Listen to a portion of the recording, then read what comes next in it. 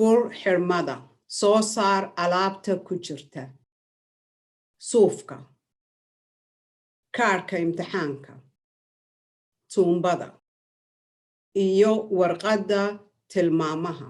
Fur boorsada birta ah, waxaad heli doontaa kaarka tijaabada. Fur xirmada suufka, ka soo saar suufka oo qabo xagga dambe. Ha taaban caarada suufka. Si tartiib ah u geli dhammaan inta caarada suufka sanka. Caadi ahaan waxaa la geliyaa badh ilaa inka badan. Si adag ugu wareeji gudaha sanka 5 jeer ama inka badan. Sidoo kale ku samee dhinaca kale ee sanka.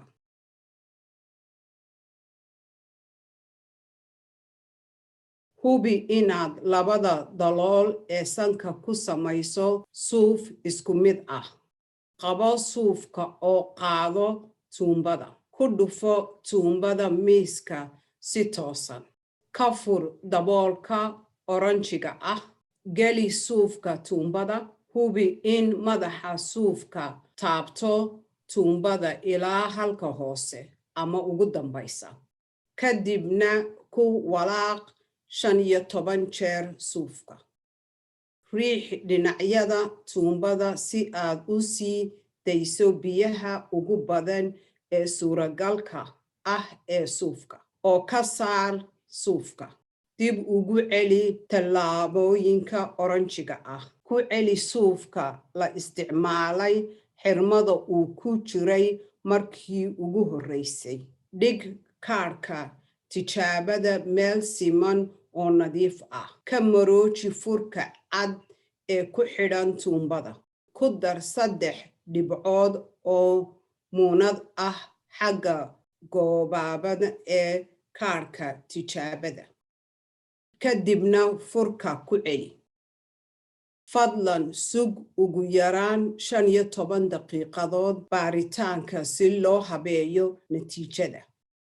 Haddii aanad sugin 15 daqiiqadood ugu yaraan inaad akhrido natiijada waxay noqon kartaa mid khalada. Kadib markaad sugaysid 15 daqiiqadood si ay natiijadu u shaqayso waa inaad natiijada ku akhridid 15 daqiiqadood gudahood.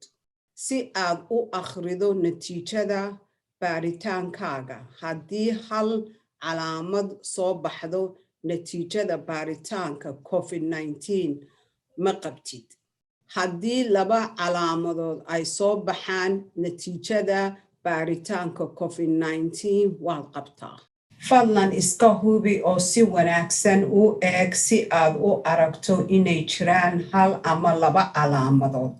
Sababtoo ah calaamadda labaad waxaa laga yaabaa inuu aad u fududaado haddii fayraska COVID-ku yar yahay.